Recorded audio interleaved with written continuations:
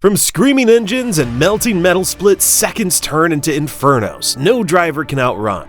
These are the most frightening fires in the history of motorsport. Starting with the 2020 Bahrain Grand Prix, here's a gut-wrenching incident. I think that's Romain Grosjean that has gone into the barriers there. About 140 miles an hour. Despite the car being cut in half and engulfed in a fireball, Grosjean made it out alive. Moving on to Espargaro, waiting for the medics.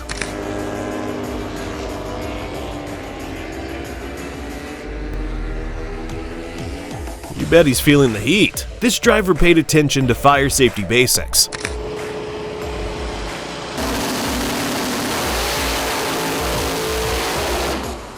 That's right, fire's the right sign to stop. Watching this rider feels like the crash is over.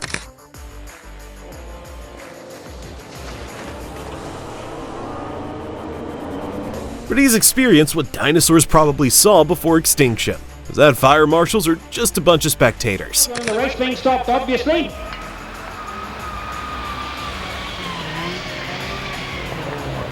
Either way, he's just happy for the help that's rushing his way. Watch Bobby Marriott's shockwave at the North Star Dragway, Denton, Texas.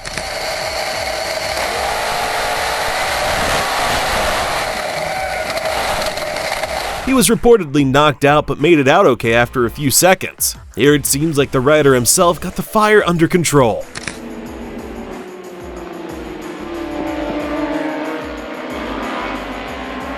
But who could guess the pressure from the extinguishers alone could further spread it?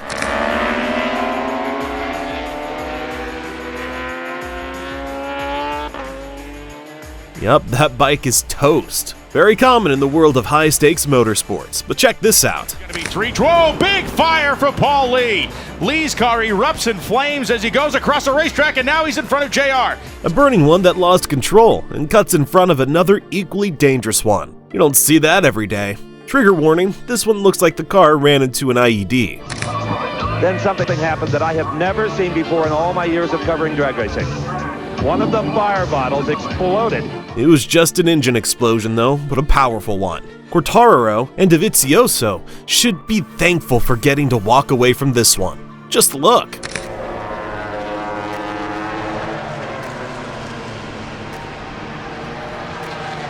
Imagine if one of them was trapped under there. It's hard to believe that this is footage of slowing down. Of course, the chute gives it away. A 460 for Jim Campbell.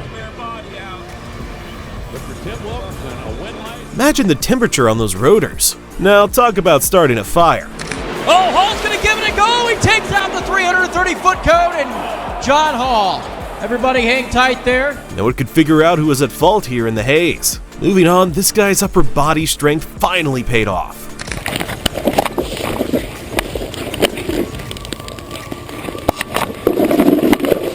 Or did it? Oh, fuck. Just one of those unlucky days, buddy. Now take a glimpse at this lad. Together going out to Goldhall. Yes, well, it's a white Ginetta. It's certainly got. Ladies and gentlemen, none other than Hunter Abbott rolling around wet grass to put himself out. And the car responsible?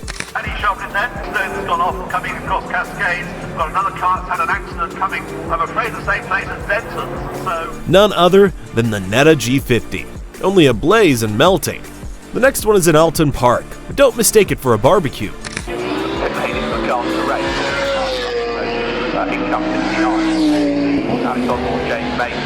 They say the paint was heating off the body. The marshal finally arrived. Here's one trying to literally bring the fire to the track. I've got a camera here actually, boys, if you want to... That starts because the flame came off the start method. Yeah. So what interrupted it was the start-up methodology. Someone please stop him. So you would think that a quick few seconds stop allows the F1 driver some rest, right? Well, here's Verstappen's pit stop. Quick glimpse of it from Verstappen. Oh, and fuel. That's the first time we've had a fuel splash. Oh my goodness me. Don't worry, he made it out alive and well. Jack Beckman puts on a rather explosive performance that had everyone on edge. Traxxas winner. Oh! Big explosion! But hold on. Okay down there, Jack?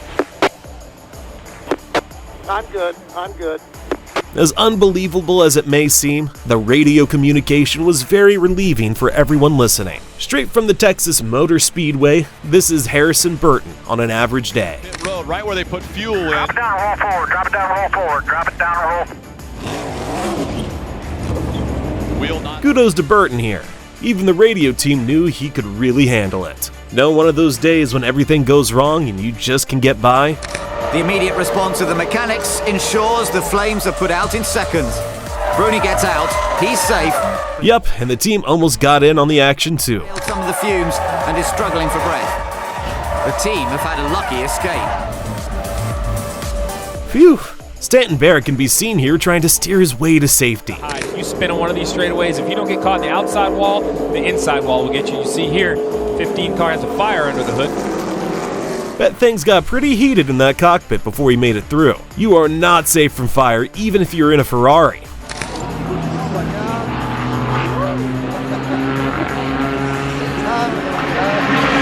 Luckily, the marshals were able to rescue Kevin and the car, or at least part of it. Ever think how the microwave would feel? That's right, feel. Take a look at this. Something like that, Michael, had to be.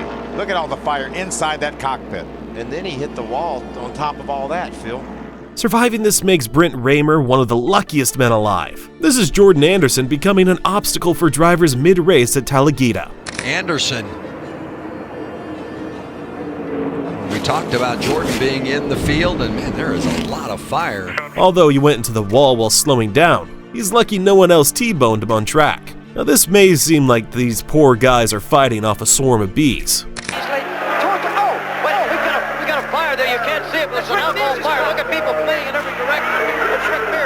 Unfortunately, they were burning in an alcohol fire, which is invisible and all the more difficult to put out. Is this truck trying to demonstrate the famous shock and awe?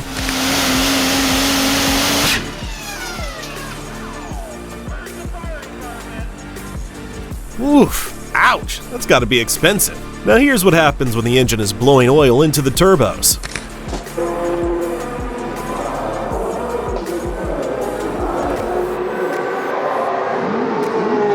Look how calmly they handled it, and even let the driver back on track. Here's a hot little surprise waiting for the driver under the hood.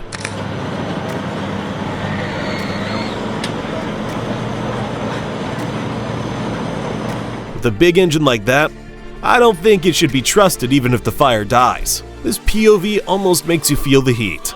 And he also makes sure he got his visor down because he had his visor up during the stop. That is probably where he may have gotten some flash burns. Yeah. Well, you could say at least Cannon's fire brought teams together for the rescue effort. There was nothing wrong with Liam Lawson's car except that it was on fire. Lawsonin kaasulle, niin silloin lähtee. Yes. On kyllä tyylikäs tollanen, jos olisi niinku... Some would argue that it's typical of Lawson. Is that a tactical smokescreen and then afterburners?